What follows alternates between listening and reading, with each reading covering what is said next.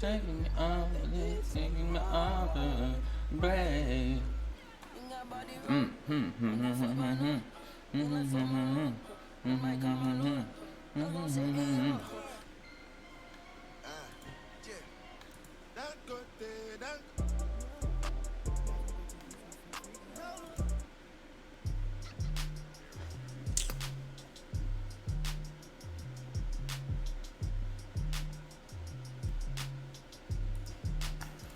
All right, we're here. We're doing it. Am I live? What's happening? What is happening? I'm so lost. Oh man, my stomach. Okay. I'm going to die. All right.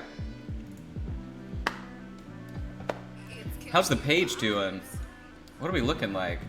We are at 500, or sorry, we're at 5,932 likes. We started the day off at 5,900, so we should hit 6K in just a few days. That's gonna be really cool. Let me know if the audio is weird, anything like that. For everybody that's hanging out right now currently on Facebook, I think we're good to go. Let me make sure I can turn this off. Whoop, hold on. At 500. Okay. We're fine. Wait. Okay. Now we're not fine. Now we're super fine. All right. So anyway, people, today we're going to be taking a little break to paint around a little bit on some CAV stuff. And then I wanted to show you something that I've been working on as well. So one thing that occurred to me while I was at ReaperCon, and as I travel more and more, and really just as I like work in general, here at the house, something that happens quite frequently is I realize, oh no, I've like left my brush somewhere where it's getting bent, something like that. So sort of to address that issue, I decided to start trying to source a way to protect your brush. So I've been trying to solve this problem for quite some time, and I think that I have relatively gotten it figured out. But that being said, without further ado, I just sort of wanted to show what I figured out. So one thing that people will do is they retain these little tubes, right? And these little tubes are cool. They're what ships with your brushes typically. Turn my light down. I love my new light setup. It's so great. But so what happens is people will try and retain these brushes or the tips that ship with your brush. And the issue a lot of the times is like people will end up splitting the brush like this. Now I don't care about the brush that I'm showing you this with right now, but essentially what happens is people will be like, all right, time to close up the brush. Ha ha ha ha. Oh God, I split it. Or, you know, whatever. You can see me hurting this brush terribly. And you end up doing that, you end up doing this, whatever, you know, you end up messing around, and then finally you get the tip on, and you're like, cool, I got it. But then look, the tip of the brush is literally exposed, right? So this sort of protects your brush, but it doesn't do that good of a job. So one thing that I was trying to find was the perfect tool to protect a brush. So it would need to scale in size of a ferrule, and then it would need to scale in size for the length of the bristle as well. And I believe I have found just that. So check this out right here. You can see it doesn't split the hair at all. And look at that, boom. It literally scales to the size of the brush that you're using, and it locks in place like that to where it doesn't come off at all. I'm literally shaking this like crazy. You can see in the other camera right here, and it doesn't come off. So I think that these work really well. If you'd like to see them on alternate size brushes, you can see I've got them on other brushes right here.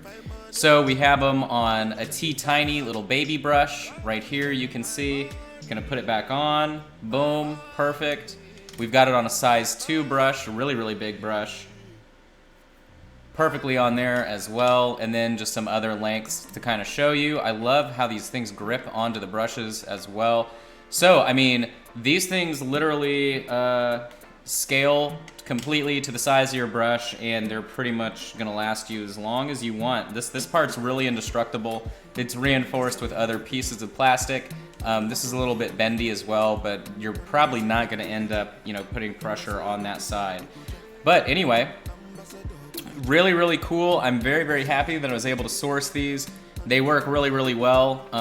Price-wise, I'm thinking if I'm going to sort of bundle them and maybe try and sell them to humans, I would potentially end up doing, let's see, I would say maybe like 20 for $5. Probably free shipping, because they don't weigh anything, so I can do them like regular mail to you. But we'll just have to see. So anyway, that was sort of my discovery for the day, was figuring out how to protect all of my brushes, and it works. So, I mean, look at this, I'm tapping this, it's not coming off. I am literally so tickled that this product works so well. So anyway, definitely happy. I don't have a name for them yet. I have a name that I think will work, depending on a meeting that I have, Skype meeting, whatever, that I have tomorrow morning, because either the name is gonna be for these, or the name is gonna be for a different project. So, but yeah, super pumped about these. I mean, look at how awesome it is as I fail to flip the brush, but really happy that I found a way to protect my brush. Look at this, bow, bow, bow, bow, bow. I'm banging against the table, and it's still perfect. So anyway, but that's enough of that for today. What we are gonna be messing with are my new CAVs. So you can see, I've done a little bit of airbrushing, but this is the sort of base coating scheme that I'm going for my next little CAV force, or I guess my first one, I don't know.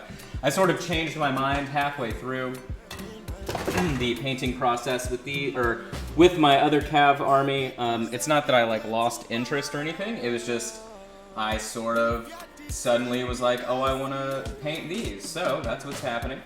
I have a aircraft coming and some more tanks, but you can see the basic scheme right here across all of them. And then what we're going to do is we're going to do our sort of black work. Now, this isn't black at all. This is actually a purple mixed with a deep burgundy. Under this lighting, it doesn't read the same, but that's essentially the colors that I was using.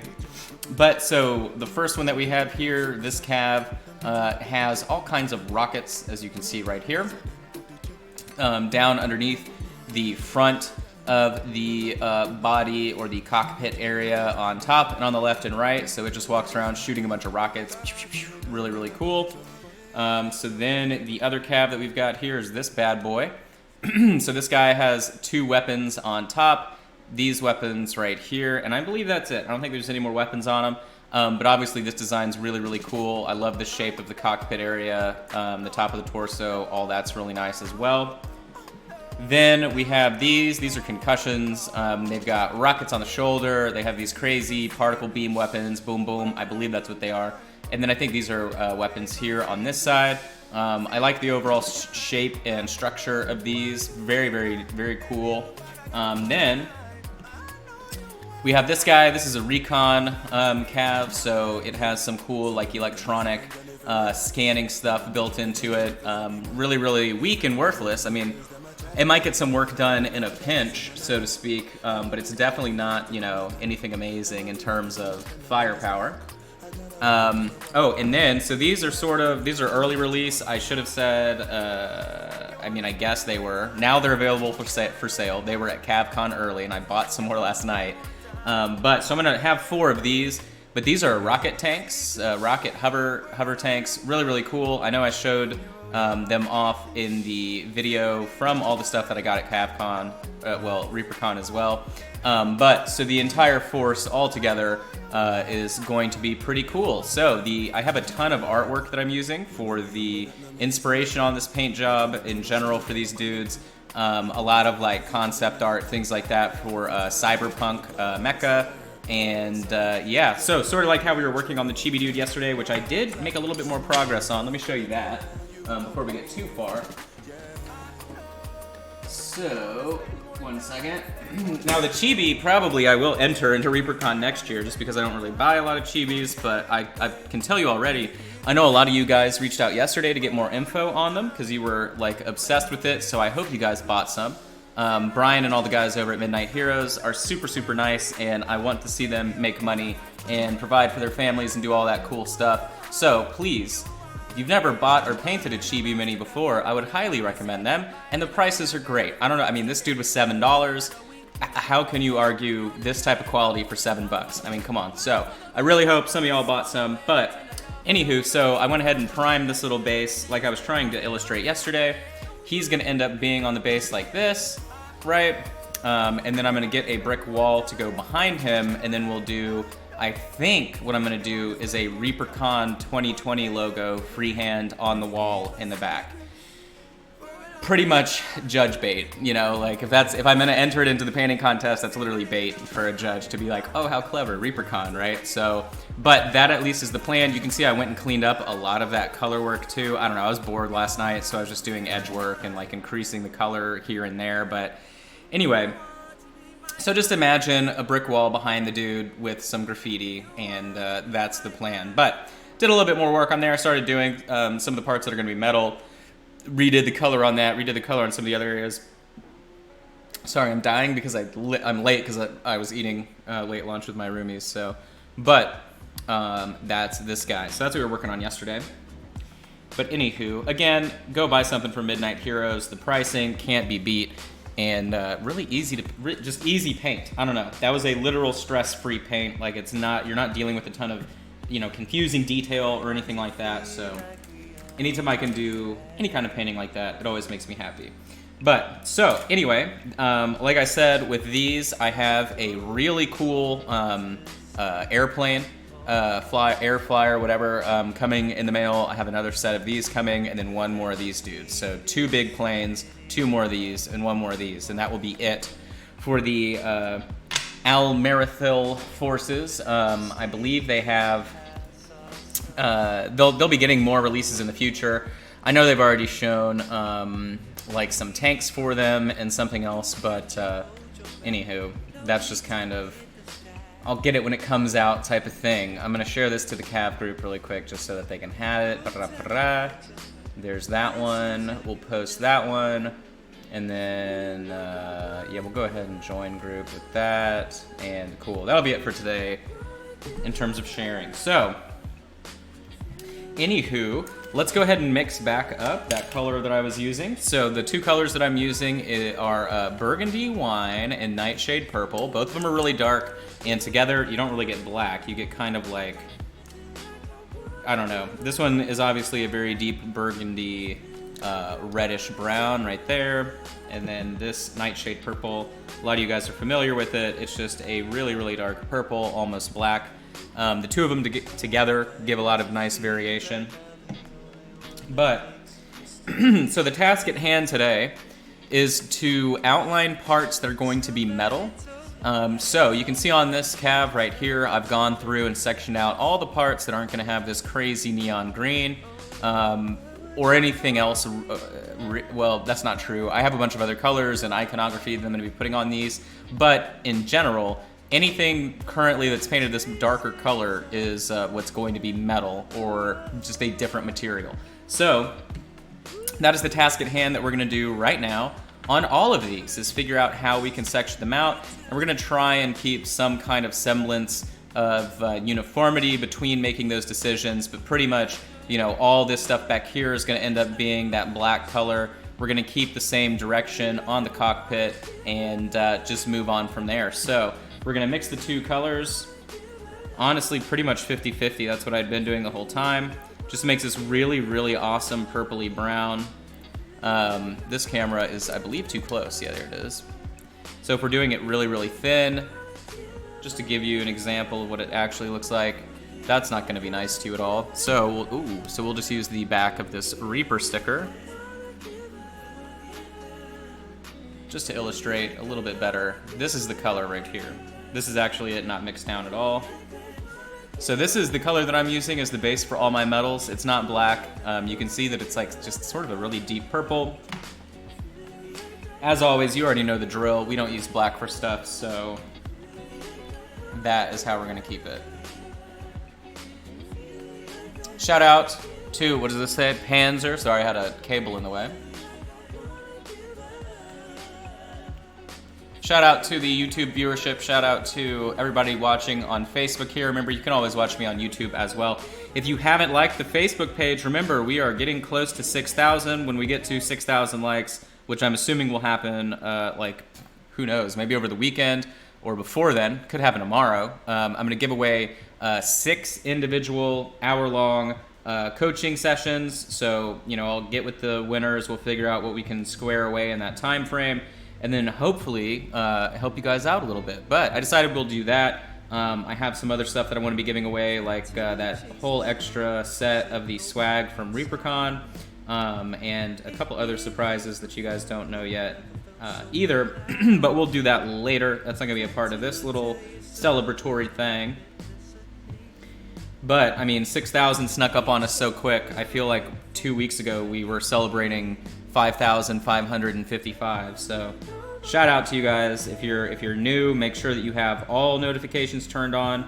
If you're on desktop and you never get notified whenever I go live here on Facebook, the easiest thing you can do instead is just go to YouTube and subscribe on YouTube. Hit the bell icon so you get all notifications, and you should get a push notification if enabled, letting you know that I've gone live. Or what you can do on Facebook, you have to do this on desktop. It does not work on mobile. Unfortunately, it's really annoying, but all you have to do is see at the top of the page where it says liked. You'll also see that you've got a little thing that says following. There's a little triangle icon. Click down on that, open up the following menu, and make sure that you get all notifications. And that way, it'll say, hey, Mini Painting Studio has gone live, and then you'll know when my dumb face will be on here for you to see. But with all these new people as well, I've got all kinds of just extra reminder stuff that I need to do. And then as always too, so this month in particular is special.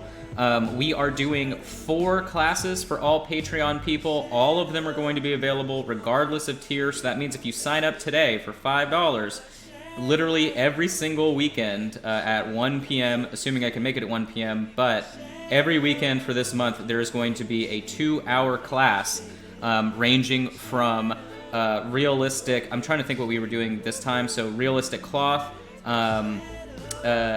using saturation for emphasis. I think there's something with fur, and then I don't remember what else, honestly. I typed up the schedule last night, but so this month for $5, you can get 8 hours worth of miniature painting classes. So definitely check out minipainting.studio and click on the scholar information on there, or go to patreon.com/minipaintingstudio.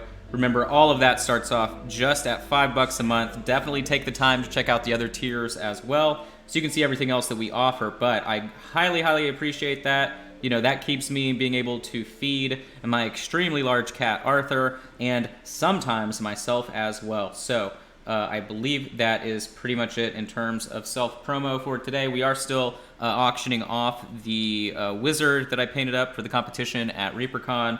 I believe currently the high bid is at 50, but I'll reshare that post again today so that I can get eyeballs on it again. The deadline for that is tomorrow, I believe, at 6 p.m. CST, but I don't remember. But either way, that's what I've got going on in my neck of the woods. So you can see how I'm starting to section this out. I'm covering this up the same way that we did on this CAV here. I'm doing one of every style of CAV just so that I can have a record of how I'm going to be doing them in the future when I start working on the other ones. The concept for this force, though, is I just want something that looks super I don't want it to look like a military, if that makes sense. Because a lot of the other sort of more traditional CAVs, at least the way they're painted or described in the rule book, things like that, it's sort of like camo patterns or chevron patterns and different, stuff that you would expect to see on military vehicles, whatever. With these, I want them to look as if they are very, very clean, really, really bright, just not what you would expect from a military force in general, I guess. I don't know, but something fun. And then I'm trying to think what else too. I guess really just cyberpunk. That's really what's inspiring these. There's going to be a lot of really cool freehand on them that shouldn't be too difficult to do, but should be doable enough to where I can sort of repeat the patterns. I only have a maximum of 4 copies of each of these. So like total, I believe I'm under like 20 miniatures for my whole army. But I mean, you know, if I'm putting in the work that I plan to put in on them, then even though it shouldn't be crazy, it shouldn't be easy either. So, but my hopes are that next year I can enter into one of the CAVCon tournaments. If they do 2 again, I'm assuming I can enter into the real one for real on Saturday if I can schedule that correctly with all the classes I plan to teach as well. And then, you know, that way I can just help everyone else place better in the tournament as I lose the entire time. So, if you are planning on going to ReaperCon next year, I highly suggest going to Talon.games, I believe is the website, and buying the intro pack for CAV. It is extremely affordable, and it's also extremely expensive at the same time. It's one of those games where, you know, if you have no self-control like I do, you're going to end up being like, I want this, and I want this, and you know, you're going to buy a bunch of them. Or if you're someone that, you know, can control their spending and their hobby habits, it's a great game because the rule book comes in a bundle with miniatures, I believe for $35. I think literally you buy it's a hardback rule book. It's really nice, and you get that and miniatures, and I think you get free shipping because you hit their free shipping threshold. But either way, the game itself plays relatively easily. Like, it's not super crunchy. Once you sort of understand the special abilities, that's how I'll describe them for now. That's not what they're actually called. But once you learn the special abilities of your CAVs and sort of like the technology on them, the game itself is pretty simple. I mean, it's really fun. It's definitely not $39. Yeah, so it's under $40, right at $40 either way. But the game itself isn't like really crunchy and confusing.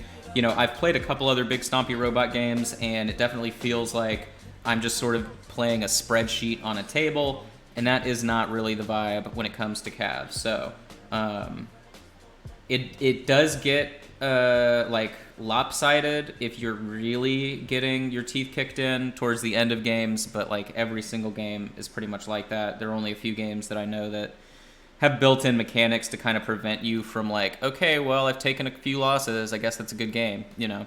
And there are too the like randomness of your die rolls and different things like that can also add a lot of sort of surprise situations to your game. I wouldn't necessarily call them like critical hits, right? Like in D&D, if you roll a 20, it's big celebration time. In CAV, it's more like you know, the distance that you're firing from versus any bonuses you're getting from your other units versus, you know, whatever the CAVs you're actually fighting against, plus the die roll, right? So it's like all of these sort of factors that you put together while you're building your list, and then whatever cleverness your opponent put together, plus the die roll. So there's still a lot of randomness to it. But I mean, it's fun. I like it. I like the design of the stuff. I like the direction it's heading in the actual design itself. You know, a lot of the older sculpts are just in general sort of more old school. And then of course the older Bones version of the CAVs, those are just like any older version of Bones. But if you guys saw the newer stuff they had on display, if you were at ReaperCon, you already know, like I know, that there is a lot of really, really awesome stuff coming down the pipeline with that. And everybody that's involved with Talon games in general is super, super cool. I think that that's just the name of the game when it comes to anybody that is at ReaperCon. Like, all those vendors pretty much are really awesome. So, but John is that really, really huge, tall dude that looks like he's hired security. If you were at ReaperCon, you probably saw him walking around over by the CAV area. And then if you were at the awards ceremony, he was the dude that they had to readjust like the entire stage for because he's like 20 feet tall. But good people, good game, fun, easy minis to paint. One thing too, if you're also like trying to become a better painter in general in this hobby, sometimes it's kind of surprising just how easy it is to paint organic stuff. I know that my buddy James has talked to me about it before, but painting stuff with hard, flat surfaces like this is a big challenge if you've never done it before. That was sort of one of the things that I noticed was all of a sudden I'm like, oh, okay, well, you kind of have to do not a lot more work, but different work than you would if you're used to just painting fantasy miniatures or just whatever, humanoids, people in clothing, yada, yada, yada. Because literally this is just you and a bunch of mechanical parts. So, but I suggest it. You know, some of the CAVs are super dirt cheap, like $5, and then some are super expensive, like $7. So, you know, it's not at all that they're gonna be breaking the bank. Now, it get, like I said, it can get expensive if you're like me and you're like, ooh, but I want this and this and that, and you just keep buying and buying. Now, obviously, that's great for Talon Games, and that's what I want for them, is making money. But it's one of those games. You can pace yourself out really well in terms of the collection. So, but I do think it is one of those games where people, like, when you first start playing, you'll play and then you just start buying stuff because you're like, that was great. Okay, I want this and this and this and this. So I think what we're gonna do here is we're actually gonna leave. How do I want to do this? Okay. For now, I think I'm gonna leave that sort of top portion of the gun, the green. Luckily, I only have one of these. I only have one more of this one, so this is a recon CAV. How do I want to section this out? Let's see.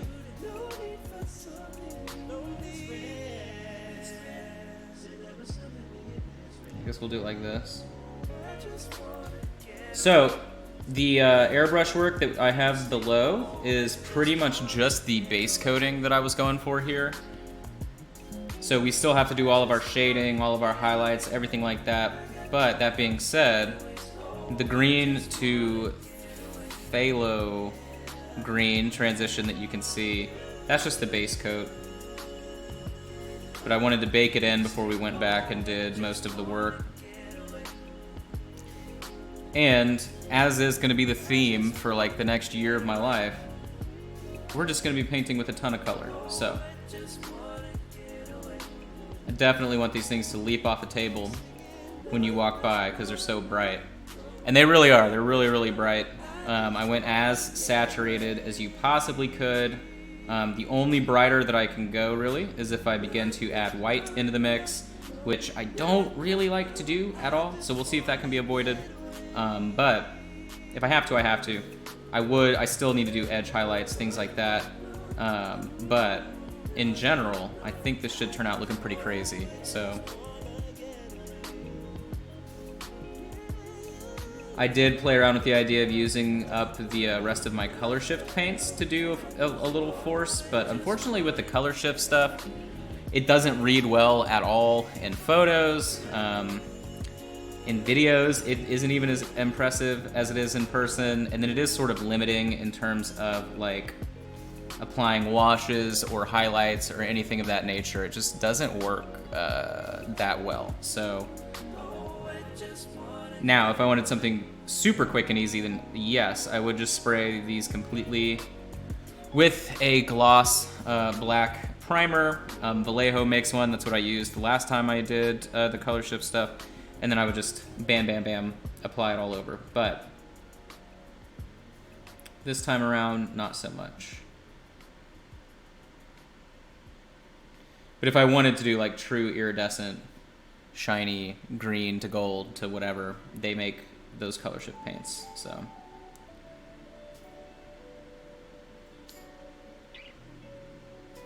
all right, so this guy is sectioned out, so that's cool. We'll compare him to the other sectioned out CAV. I think they're pretty similar, because that's the thing, visually speaking, I want the weight of the amount of this green to be equal, because that sort of will dictate the rest of the colors that end up happening. And I feel like that's pretty much even in terms of the amount of green versus what will be either black, metallic, or the other color. So these two are relatively even. I'm happy with the way they're looking. So we'll do one a bit more challenging here. So we'll do the concussion. So the concussion doesn't really have this same cockpit shape. And it doesn't I mean, it sort of goes along with the other dudes as well. But I feel like this is such a strange sort of shape in general for the CAV that you can kind of just get away with whatever you want. But let's see if I've been missing anything. Not really. I will miss this weekend and next for birthdays. I haven't painted a mini in over a month. Wow, Brian, you're in trouble. You are in trouble. Let me see. So, now how did I want to do this? So I sort of conceptualized this last night. I took a photo and then on my phone I was using my stylus to like edit the photo to get the plan. And I think I've got a plan.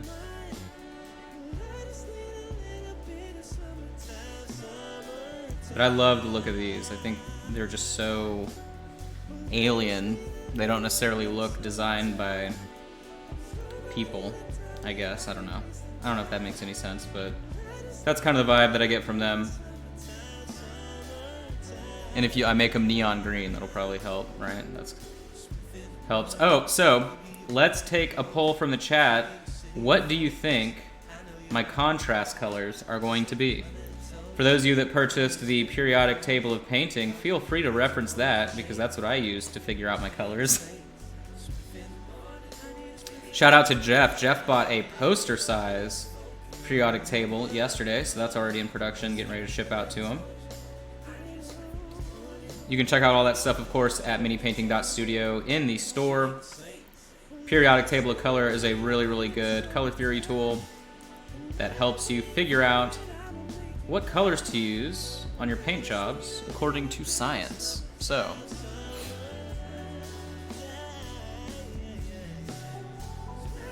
but I'll give you guys a second to sort of see if you can guess what colors we're going to be using for these paint jobs. Let's see, so we'll go ahead and bridge that off across the back and on the sides here.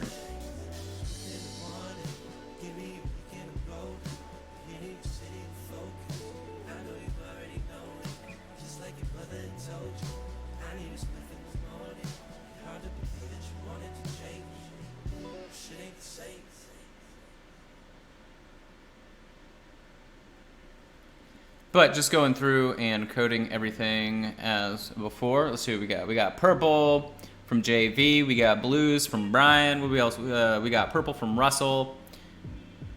Well, now why would you guys think that purple and blue would go with green? That's... I think someone needs to look up their color theory. So if I'm going to be doing contrasting colors... Oh, JV says magenta. Yeah, that's much different than purple. So yeah, magenta definitely is on the agenda, 100%. But there's also the opposite color that works for magenta too, in terms of if we're looking at a tertiary color scheme. So it would be magenta and what for like a neon green. Now obviously the color that is just straight up the complementary color...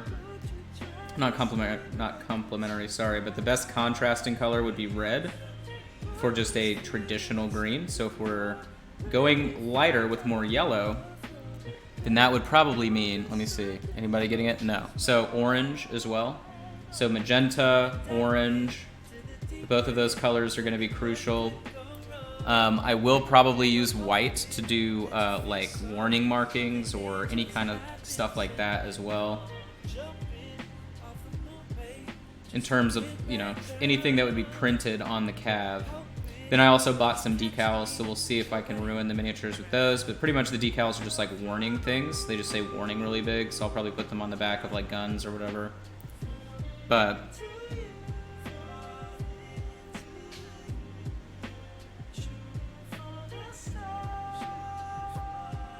if you're joining late, everything that we're painting with this deep purpley burgundy color is essentially everything that's going to be metal or just not this neon color in general. As you can see, we've already done 2 of them, sectioning out the parts that are going to work best. And I'm doing 1 of each style of CAV that I've got in this force, so which isn't too hard in general because this faction only has 4 like official CAVs released for them. They've got plenty of units if you are using the Force Manager little software that they have, but I've got 2 flyers on the way that I'm going to use as proxy for their flyers that haven't been released, and then that tank, the Amit, is going to be substituted for, well, I mean, I can use the Amit as well, but it'll be substituted for an Arbalist, which is one of their tanks. That works pretty well. I think the gun should just all be metal, I'm pretty sure. I don't think the gun needs to be this neon color. I think that's going to just distract from the overall vibe. So, let me see. Brian, so this color is actually a combination of 2. So the color that I'm using currently is a 50-50 mix of Nightshade Purple and, what is this, Burgundy Wine. There you go. Nightshade Purple, Burgundy Wine. But it makes a really nice off-black color.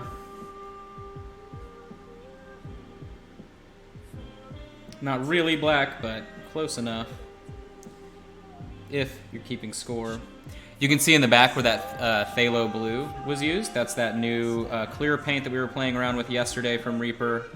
I sprayed that from the back for the transition color for the neon green that we were using.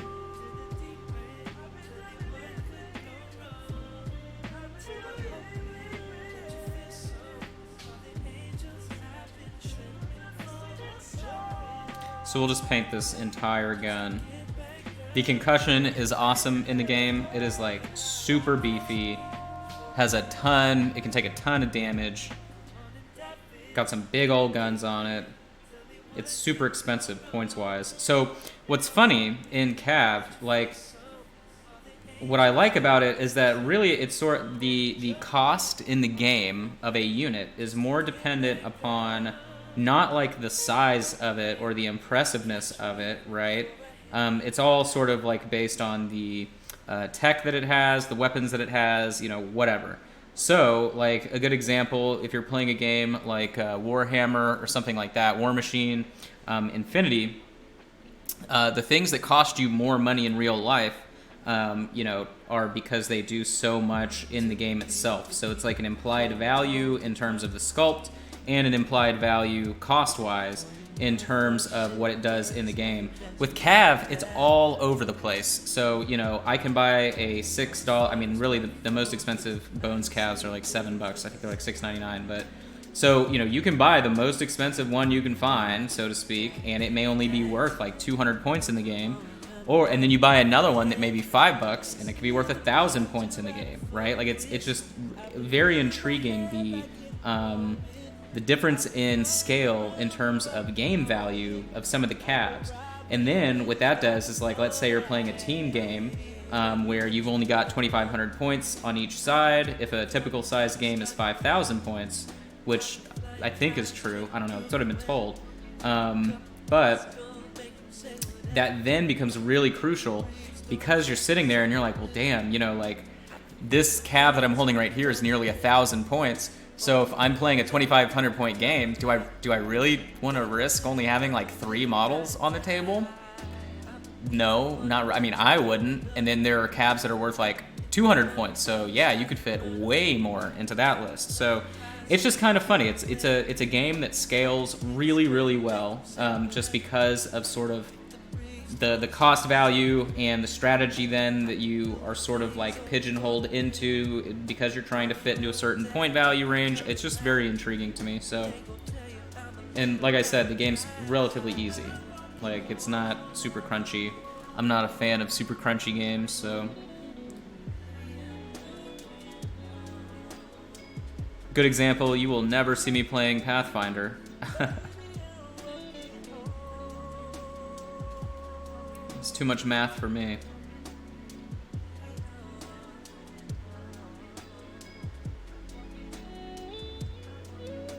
But, so I feel like this one's almost done. We've got it all mapped out. That was pretty simple.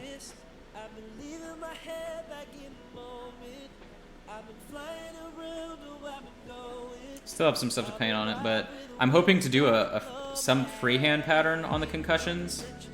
I'm not sure what exactly I want to do. Now, what I was thinking, they've got a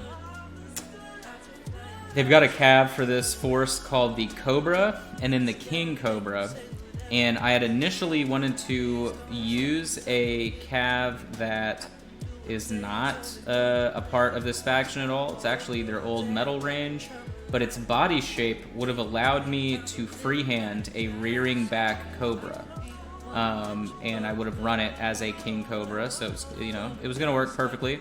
But I was kind of like, I don't know, that's just so on the nose. I feel like it's just not, I don't know. I didn't get the good vibe on it right before I put in another order last night. So, other than just me trying to be funny and literally paint what the name is on something, I sort of need to figure out like the direction of the iconography, or any of the other stuff that's going to go on these bad boys. I need to just figure that out in general. But like I said, I mean, I may do a stream. Let me know in the chat if you'd be interested in seeing it. So what I would do is I would take photos of these in their current state, then I would load them into Photoshop, and then we would edit on top to experiment what exactly I would want to do in terms of color, accents, patterns, whatever. But that at least is always my plan. Anytime I don't really know what to do, I'm like, you know what? I'll just take a photo. We're gonna put it in Photoshop. We're gonna see what we can make out of it. So, and if any of you have ever sent me photos for advice, you know what I'll do is like I literally will screenshot the photo you send me, and then I pull the pen out on my phone, and then I like circle and edit and pretty much tell you what I'm looking at right then and there. I'm really a fan of digital feedback like that. I think it really helps people. So.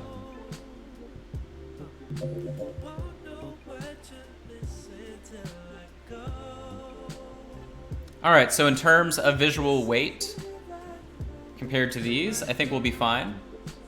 I think the broader cockpit there really works, and then just sort of covering up the most of it would be good. It would be a great tutorial on how to do this. What do you mean? What is this? I'm confused. What do you mean? What do you mean? And spoilers already, you must be new, or maybe you're not new, but yeah, I don't do tutorials. That is not what I do. But I do have a running list of things that people want to see, so whatever it is you're talking about, let me know.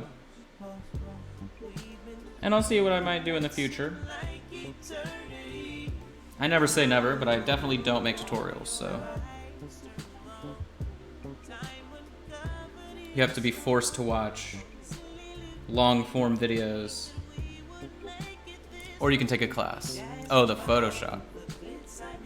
Yeah, I'm not gonna do that. That's way too much work to explain. Even though, I mean, I did teach graphic design for a long time, but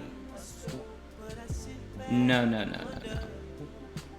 The problem with stuff like that is that there's so much room for user error that if I make a tutorial, then I'm gonna get a ton of messages from people asking for help.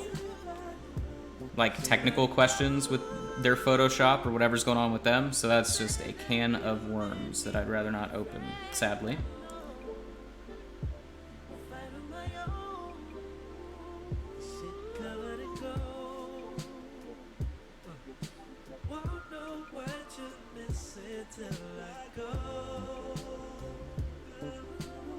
So I'm using a really big brush right now.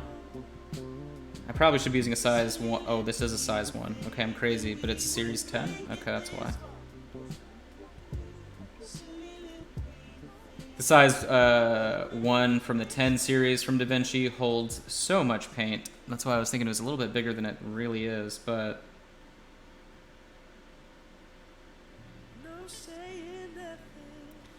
Anyway, this is a nice break too. I was doing so much mindless painting. God, I just have so much work to do. It's so devastating, but we'll get it done. We'll keep pushing forward.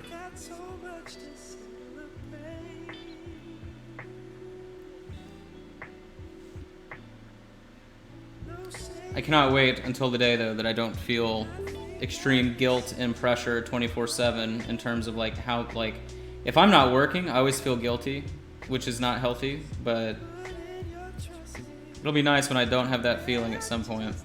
We'll get there eventually, I hope.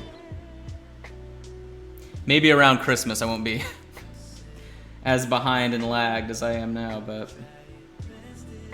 I think really what I wasn't expecting was how much of a setback the move was going to be with ReaperCon right behind it, but it is what it is. You can't change what's going on, so. Much to the chagrin of my clients, I can only do so much. Because yeah, that's the thing too, it's like I mean I could pull all-nighters, I used to do that, but then I get sick, and that literally messes me up even more, so. The only time I am not in the mood to paint is if I'm sick. So, that's what we don't want.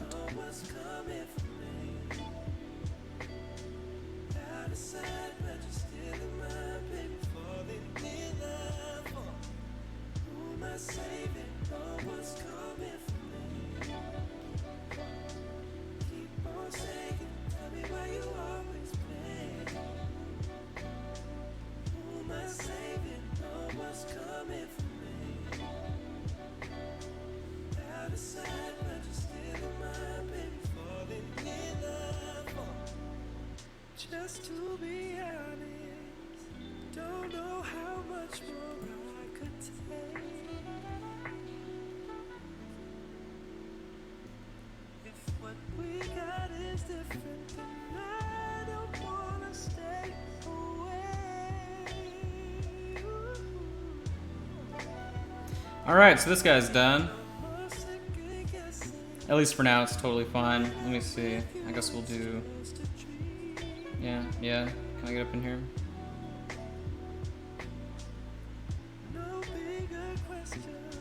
Alright, so this CAV is now color blocked. Very, very nice. So let's compare them all to see the visual weight. Once again, they are all even. At least I'm trying to keep them pretty even in terms of the amount of the green. So how do I hold these? Like this? Yep. So this guy actually has a bit more than the others, I feel like.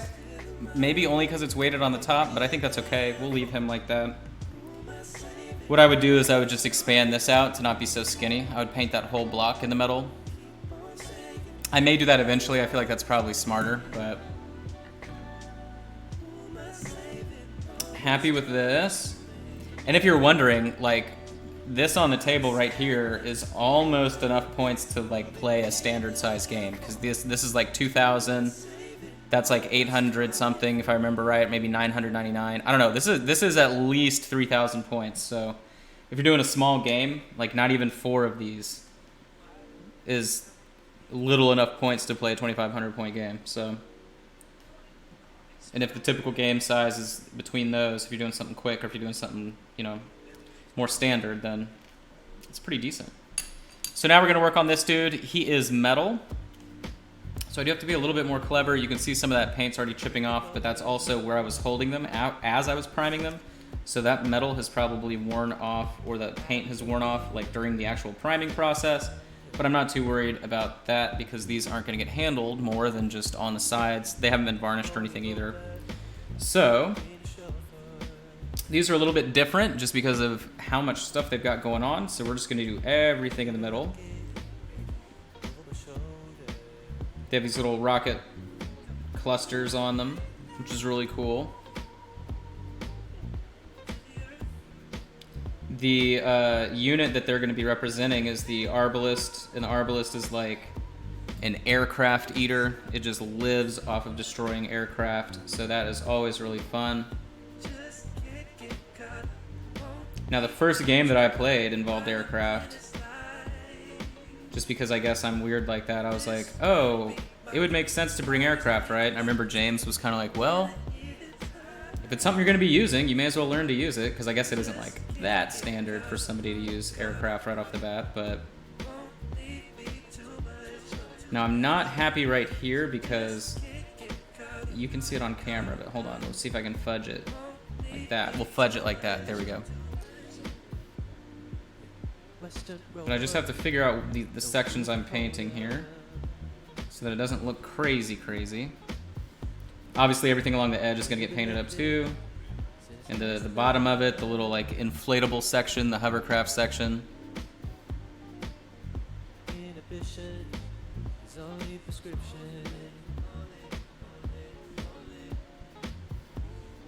Ooh, it's getting hot in here. Is the sun out? Yeah, the sun is out. It's been a while since I've meditated outside in the sun. I was doing it before ReaperCon. I should probably do that today. It's been a while since I've meditated. I'm gonna end up having a bad week if I don't get back on board with that, so. That's what I'll do as soon as I'm done here. We're gonna go take a little 20-minute meditation break.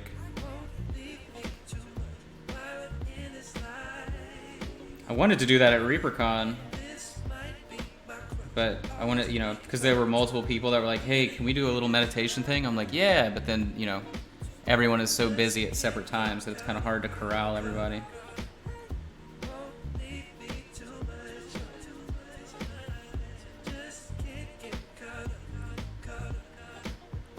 Next year I should do a class at ReaperCon called like Meditation and Painting in You.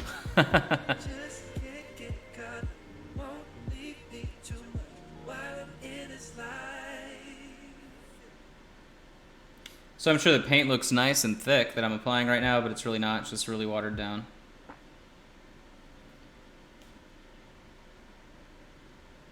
As much as I would love to paint with way too much paint all the time, I can't really do that.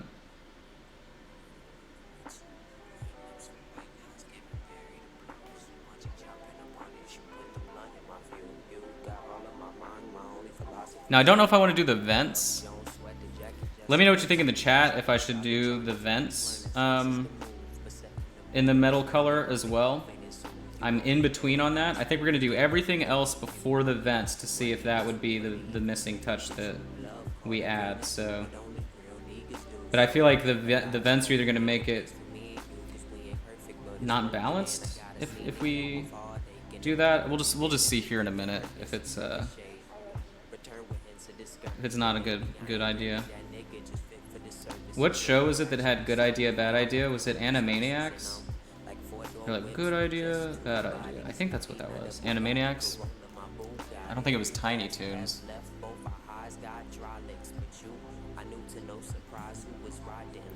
So then, on the sides here, I'll clear coat these, all of them later today in general too, just because I'm going to be varnishing some commission stuff. So they will get varnished. Wow, that is a lot of messages happening.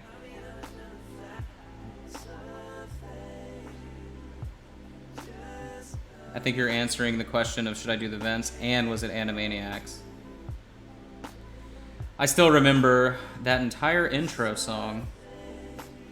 I'm pretty sure.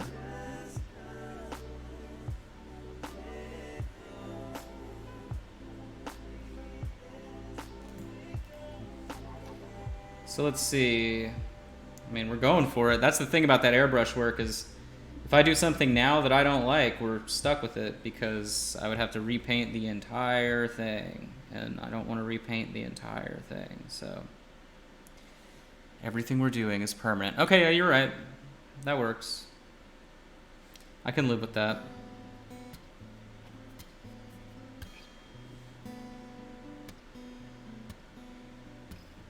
So we'll finish this guy up, and then we'll finish up the grizzly, and we'll be done for the day.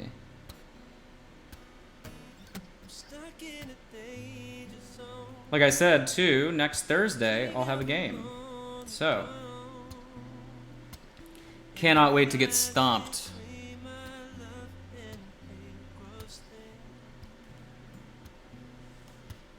Can't wait to get stomped.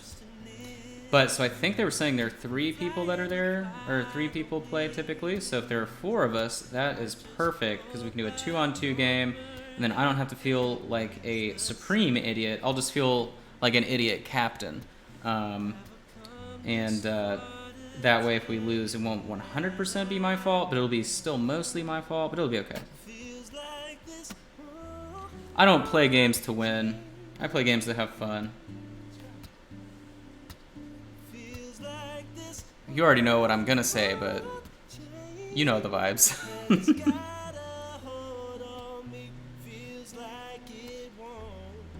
Alright, how do I hold this dude? How do I hold this guy? So confusing.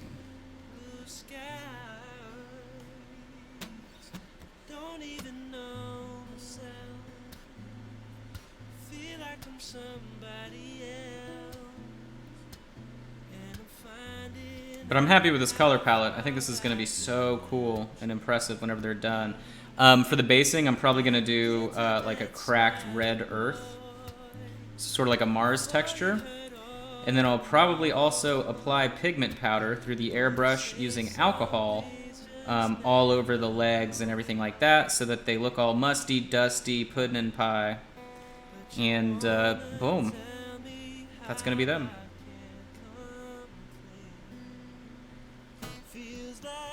It's a lot different sort of planning out the look and feel for vehicles than it is like, all right, how can I make these adventurers look really cool, you know, or whatever.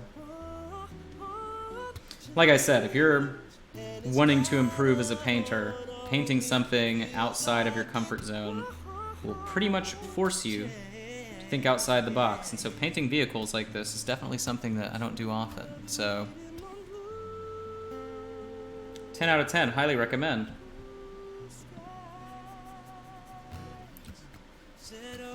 Perfect timing on these little two vents because I'm literally running out of the paint that we had mixed together. I know, I typically don't mix paint, but it is just a mix between two pre-mixed colors, which is about as far as I want to take mixing paint on paint jobs, so. For repeat stuff. If I'm working on a one-off, then yeah, I mean, I'll mix whatever I need to, but it's usually done on the palette with dirty water and a dirty brush. So, that's how we keep it pushing around here. All right, so there we go for now. I think this is pretty much the amount of black on these. The only thing that's questionable, there are these sectioned off pieces in the front, but what you can't see here, let me zoom in so you can see. There you go. So you can see right here, it's sectioned off, so all that'll be done through edge highlight work. It's pretty simple. So we'll put this dude down. You can see, look, they're all pretty much visually even in terms of the black lining. So now I'm gonna mix up some more of this. We're gonna get more of the burgundy wine out there. Hey yo, burgundy, cool. Mixing it with the nightshade purple. Hey yo, very cool. Boom.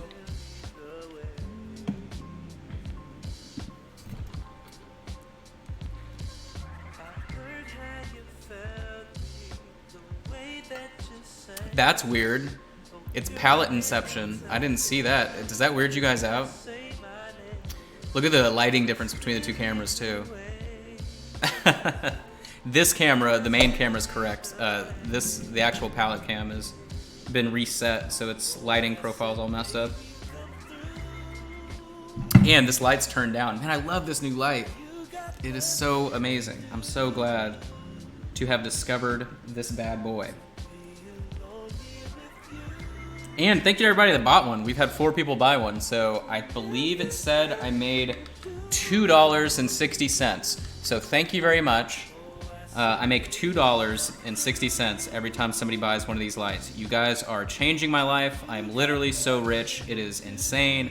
I have now changed my tax bracket. I got rich, and I'm acting like I don't know nobody. If you don't know what that meme is, I'm sorry, but it's a good meme. I just want to get rich and act like I don't know nobody. All right. These guns, we're just going to completely blip and blap.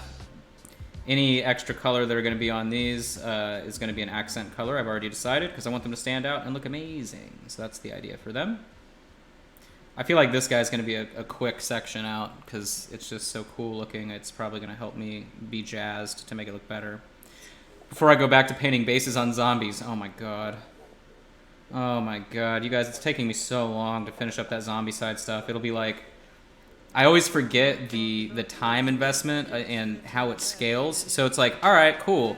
All I have to do for these 250 miniatures that I have laid out is paint the bases and get them done. Sweet. So you start going through like, 20 of one pose and you're like, that was simple. And then next thing you know, you're like, oh no, these guys take me like 1 minute and 30 seconds to do the base, and there are like 25 of them, and then you realize you're about to spend like 45 minutes doing bases on only like 1/8 of them. I mean, dude, it takes so much time, it's dumb. And it just makes you hate life because you're not doing anything fun. Literally, all you're doing is painting black on a base. It's just, oh my gosh, it's just so brutal, but it is what it is. And then of course my client's like, hey, are we good? You said you'd be done. And I'm like, yeah, these bases, dude. I don't know, like, I think it would help too a lot more, like if my clients, I could talk to them, like verbally speak with them, because then they'd realize I'm not just like telling them nonsense. Like if I'm able to explain to someone, yeah, so like here's the deal. This takes me about 2 minutes per base. I have 400 something miniatures. That's 800 minutes to just paint the bases black. 800 minutes, right? That's not even varnishing. So now if it takes me a minute to varnish each one, that's 400 minutes there. So now we're looking at 1,200 minutes just finishing work. That's not even the painting, right? Like, you know, if I can explain it to a person, typically they're like, okay, it's all good, it's all good. Like they realize really quickly that it's way more involved than you would typically expect it to be. So, but not that that client in general is bad. Scott's a really good guy, so.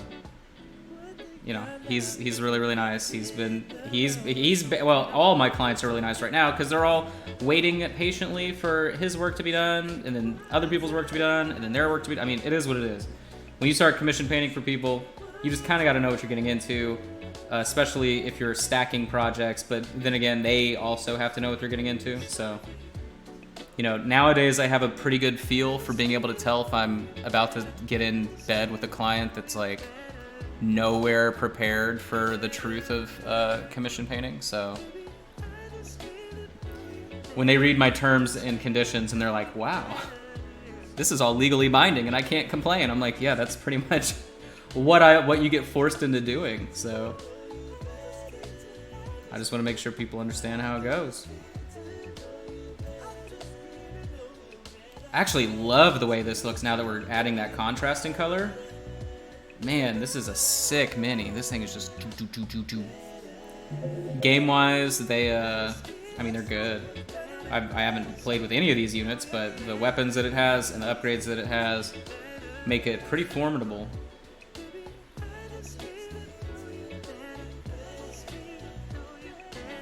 Let's see, what do we want to leave here on this guy? Let's do the whole leg. Okay, that's what we'll do. Except for this section down there, so we'll do this top section because we'll probably do a alternate color, so either like magenta or who knows, orange. Red is also a possibility instead of orange, but I'm gonna avoid red, so it would probably be like a peach. Actually, so if I wanted to combine the two and do, you know, instead of orange or red, I could do a peach for both. Peach would look pretty cool.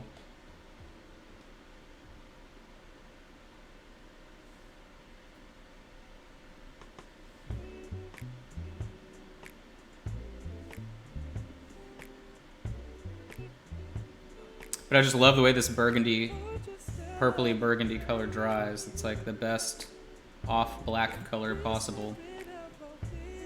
And what's funny too is after I paint the base black, because I did that on that first example mini that I did on the Recon CAV, it becomes much more apparent that this is not black. So like visually speaking, it's pretty intriguing because once you put it next to black, it's obvious that it's not. Which I'm always a fan of doing, is confusing people, so. On this, we're gonna go ahead and just straight up cover the gun. Since the other gun is covered, we'll cover both to keep it visually equal. Keep it visually equal. I moved my camera today to a different position, so sorry if it has been out of frame, all kinds of crazy over and over and over, just because I'm like physically trained for it to be in a different spot than it is today. But I was in a rush. I was ready to stream it too, and then it was like, uh-oh, time to have lunch. Got a blast.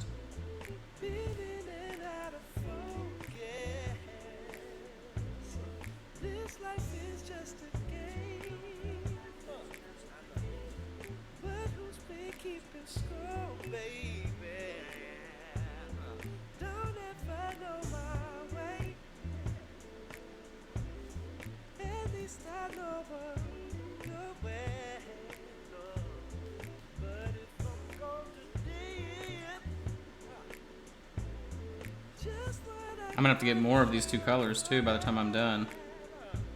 But guess what? I can just drive to Reaper and buy them. Ha ha ha ha ha.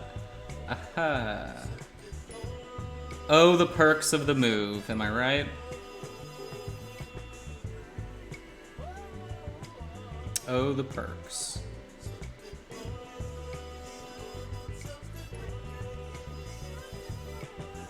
Yeah, I feel like it's gonna be like the Twilight Zone, and eventually it's gonna be like, well, I'm working at Reaper now. Doing something. It'll be the natural progression of being too close to a star. I'll just get pulled into the gravity. I'll get pulled into its orbit.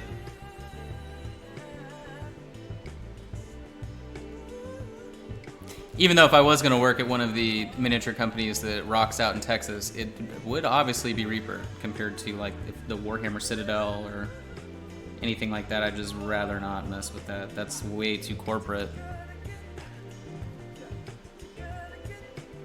Way too corporate. Oh, did you guys see the photos of them judging the Ever-Chosen painting contest they put out? They put out this article. They're like, all right, check out the judging that's going on. And it's literally their judges in a room with printed pictures on sheets of paper of the miniatures just all over the wall. And they're like, I mean, I get it. It's an internet painting competition. Like, it's never going to be accurate. I'm sure some of those entries had photoshopping on them. I know I would. Like, think about it, right? Like, if you know how to lie about a photo, and you know there's no way that they're going to ever confirm your paint job, like, someone had to have photoshopped their miniature. There's no way. Like, I think that, to me, is sort of the questionable part, is that it's like there's no verifiable integrity with that contest. So, other than the fact that it was like a nightmare to vote for pieces, but that to me was the most suspicious thing, was like, dude, someone obviously is going to Photoshop their work. Like, how are you not accounting for this?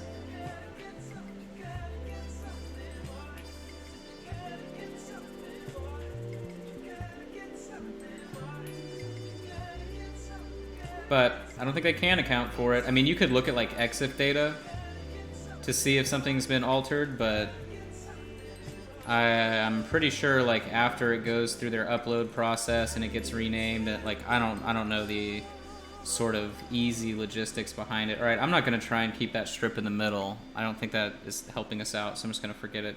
I'm just going to cover that up completely.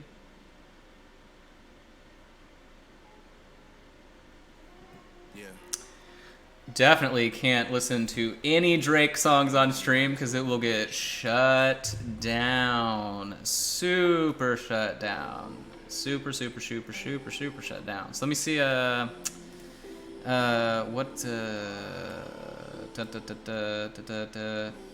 gotta figure out a little, well, I know that that's definitely gonna get us in trouble.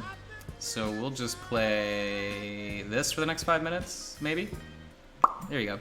Wait, yes. All right. When you gotta play stream DJ and paint at the same time. That's the best part too. Is like I don't make any money off of streams or videos. Never have, never will. And I still have to worry about the copyright part because they'll just straight up take the video down. So it's like, all right, I guess I gotta play that game. I mean, you guys can make all the money you want off your songs, but I still gotta be careful.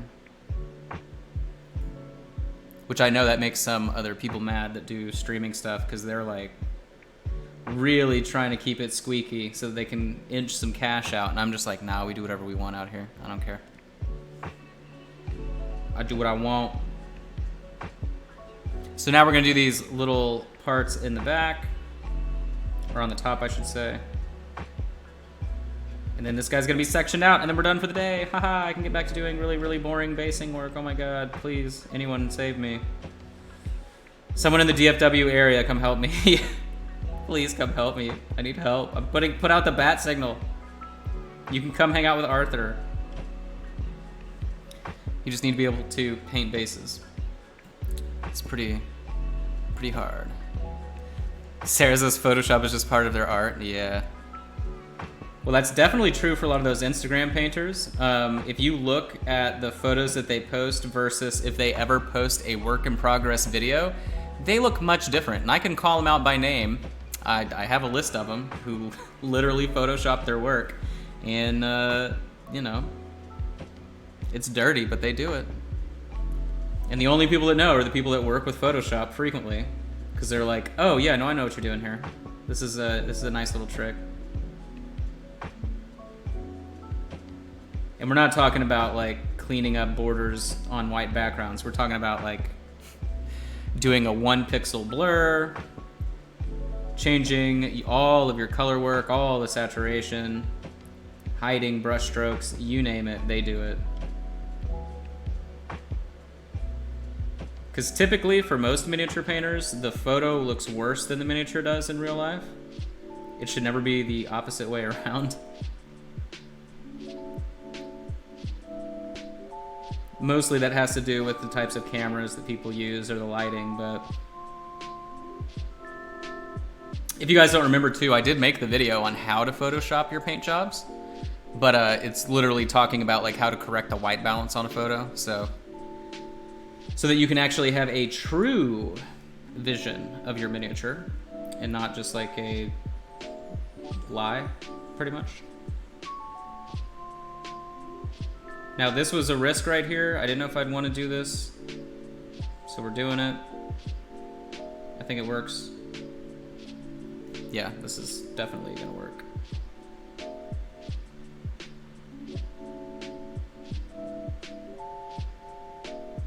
All right, and there we have it. There is our color blocking on the concussion. I think it looks sweet.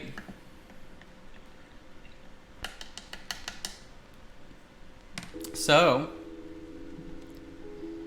here is all of the base color blocking for all of the CAVs in my amarethyl, there you go, amarethyl.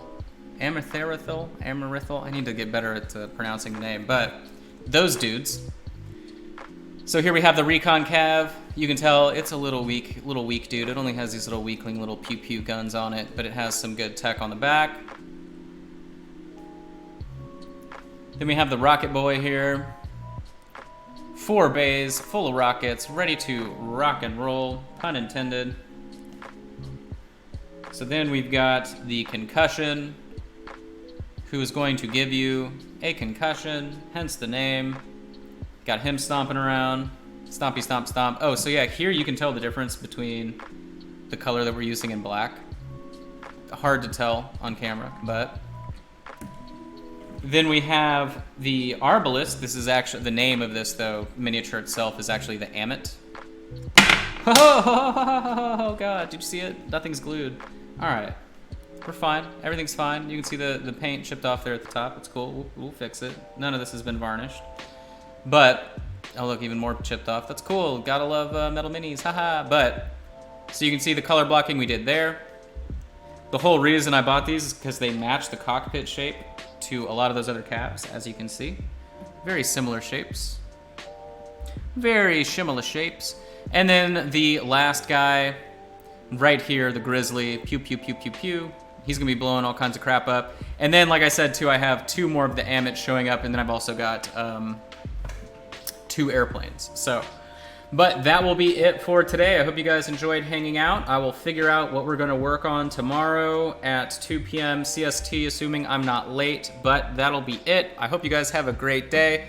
Remember to check out all the Patreon stuff at minipainting.studio, or you can go to patreon.com/minipaintingstudio. We're doing 4 classes this month. So if you join, you get all kinds of cool stuff, and you have access to everything we've ever worked on previously. Make sure you go, you share the page, make sure you've liked the page. We're doing the 6,000 like giveaway as soon as that happens, so do please do that. And then remember, we are still auctioning off that miniature that I had at ReaperCon, but I'll share that post again later this evening. So anyway, that's it. I will talk to you guys later and see you tomorrow.